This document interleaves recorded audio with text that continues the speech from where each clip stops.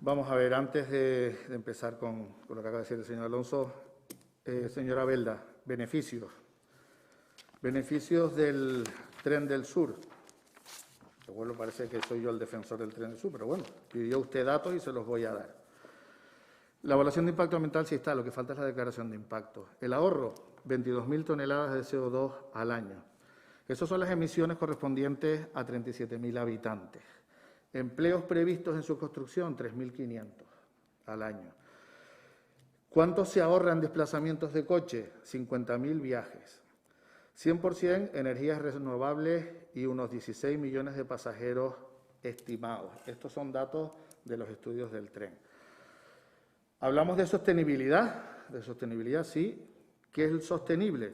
Pues, según el diccionario de la RAE, todo aquello que se pueda mantener durante largo tiempo sin agotar los recursos o causar el grave daño al medio ambiente. La guagua y el taxi no son sostenibles. La guagua y el taxi son necesarios, pero no son sostenibles. Podremos llamarlo transporte público necesario, pero no sostenible. El tren sí es sostenible. Respecto de cómo afectaría esto a la movilidad de Tenerife, muchísimo. Cambiaría el sistema de movilidad. Y le voy a dar unos datos. Independientemente de Coconecta Norte-Sur, contempla 7 intercambiadores, que usted los conoce muy bien, señor Alonso, son 7 intercambiadores multimodales, tal y como recoge Europa. En lo que, por ejemplo, el intercambiador de Santa María del Mar tiene 600 vehículos, tiene estación de guaguas y zona de taxi, con lo cual cualquiera que vaya en su coche dejaría el coche en este intercambiador, podría coger la guagua, evidentemente si ahora los sistemas son radiales, son lineales, pues con cada estación de guagua los sistemas de las guaguas irán radiales a suministrar pasajeros al tren. El intercambiador de Candelaria, 580 vehículos. El intercambiador de San Isidro, 640 vehículos. El intercambiador de los Cristianos, 900 vehículos. El intercambiador de Costa de Eje, 500 vehículos. Estamos hablando de lo mismo, es decir, es transporte sostenible, en este caso sí, y transporte multimodal. Estas estaciones, que muchas de ellas hacen falta, y por cierto, la de los Cristianos la teníamos prevista en este proyecto de gobierno, porque los Cristianos es el único sitio que ahora mismo no dispone de ningún tipo de estación. Íbamos a implantar la estación del tren, si la parte del tren, porque como no teníamos financiación para el tren, no le íbamos a poner. Es decir, estos intercambiadores cambian completamente el modelo de la movilidad de la isla. Señor Alonso, no desvíe la atención con otras líneas de actuación, con otros proyectos. Me está usted contando aquí muchas cosas de que si la Ciudad de las Artes, que si esto y lo otro. Por cierto, el edificio del ITER no se puede hacer, el proyecto está. El problema es que usted empezó a hacer un agujero para ponerlo y urbanísticamente no se podía hacer. Nosotros acabamos de empezar a hacer el cambio del pivot para poder hacer una única parcela en el ITER y poder volver a edificar. Usted ha empezado los bueyes antes de tener la carreta. Respecto del Partido Popular, señor Fernández, voy a hacer un poquito de pedagogía, como dice usted. 1, para este grupo de gobierno no es prioritario. Y para Ciudadanos tampoco. ¿Por qué? Porque si tenemos que utilizar el dinero que tenemos en el presupuesto para el Tren del Sur, es prioritario atender a otras cosas como son el plan de recuperación de la isla. Por tanto, no nos vamos a gastar ni un duro en el Tren del Sur. 2, ¿aporta la movilidad de la isla? Sí, sí aporta. Lo que pasa es que su coste es muy grande.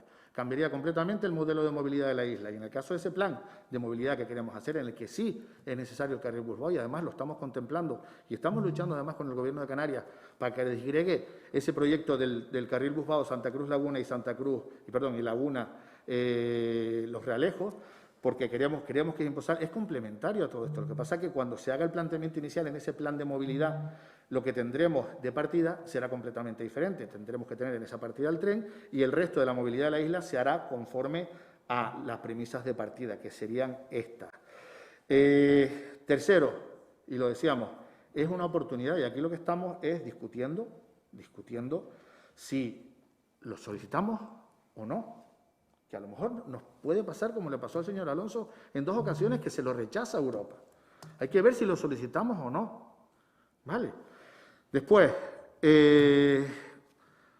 quizás a lo mejor tiene usted razón. Tenemos que haber hablado con usted. Lo que pasa es que el histórico de los actos de su partido tampoco es que haga que tengamos un tema de una relación bastante buena, pero sí, si usted tiene usted falta de cariño, su grupo tiene falta de cariño, se lo daremos a partir de ahora. No se preocupe, que consultaremos con usted a partir de ahora muchísimas cosas. Y voy a acabar acabar leyéndoles un artículo de opinión que redacté hace un par de semanas, en el que quería invitarles a un viaje en el tiempo, y haciendo una cronología de la historia del Tren del Sur desde el momento de su nacimiento hasta el día de hoy. En el año 97, Adán Martín, que en paz descanse, comienza los estudios para comprobar la viabilidad del Tren del Sur. En el año 2010, el por entonces presidente de la Corporación Insular, Ricardo Melchor, anuncia el comienzo de las obras, y poco más de un año después, a finales de 2011, con Carlos Alonso como vicepresidente y siendo responsable de la movilidad, se paraliza el proyecto del tren, argumentando evidentemente motivos económicos, porque no había capacidad financiera para llevar a cabo lo que pretendía el señor Ricardo Melchor. En el año 2017, el Cabildo de Tenerife, con Carlos Alonso como presidente, comienza a redactar los proyectos del Tren del Sur, 7 años después de haber anunciado el inicio de las obras y conociendo que sería fundamental el apoyo de la Unión Europea para llevar a cabo una obra que requeriría una inversión que el Cabildo por sí mismo no podría efectuar de ninguna de las maneras. En el año 2020 surge la posibilidad de tener la financiación para este tren con el mecanismo que ha comentado antes, que es Conectar Europa. Es importante desde este punto advertir, y como lo dije antes, no dejarse intoxicar por la demagogia y la ignorancia. Yo no he llamado demagogo e ignorante al alcalde de La Laguna, lo he dicho en sentido general. De quienes proclaman que ese dinero, y además usted lo ha dicho hoy, ¿se puede destinar a otros propósitos? No se puede destinar a otros propósitos. Desde la compleja estructura y distribución de los fondos de la Unión Europea se encuentra este mecanismo para desarrollar esas redes transeuropeas de transporte, energía y telecomunicaciones, y que en esta convocatoria incluye también a las regiones ultraperiféricas. Y volveremos a decir lo de antes, estos fondos son finalistas. El dinero, en contra de los deseos disfrazados de certeza de otra gente, no se puede destinar a nada más, por mucho que entendamos que existen otras necesidades, y lo compartimos, mucho más prioritarias, como las ayudas a empresas autónomas, asuntos sociales, otros asuntos sanitarios. Como dije antes, esta infraestructura no es nuestra prioridad, o no era nuestra prioridad la llegada del Cabildo de Tenerife, pero ahora mismo la isla afronta, tras 3 décadas de parálisis, que tenemos que cambiar y tenemos que tomar decisiones, y se presenta una oportunidad que no debemos desaprovechar.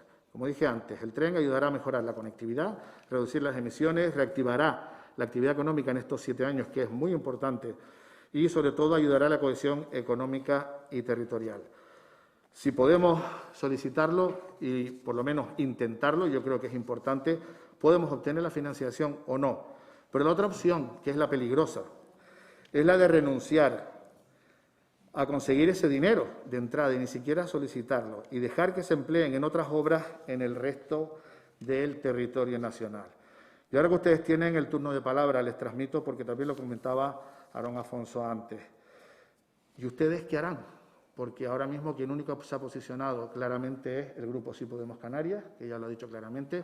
En este caso yo, como representante del Grupo Ciudadanos, he dicho cuál es nuestra posición, y me gustaría saber cuál es la suya. Y por último, señor Alonso, yo no tengo aquí un chiste de Mafalda, pero tengo también una cosa que yo creo que es muy importante y me gustaría simplemente leérsela, pero yo creo que mejor es oírla, y es esto. Necesitamos el tren. Y, por tanto, podemos decir que ya los trenes en la isla, a partir del año 2012, serán una realidad. Necesitamos el tren. Y ahí concluyo mi intervención. Muy bien.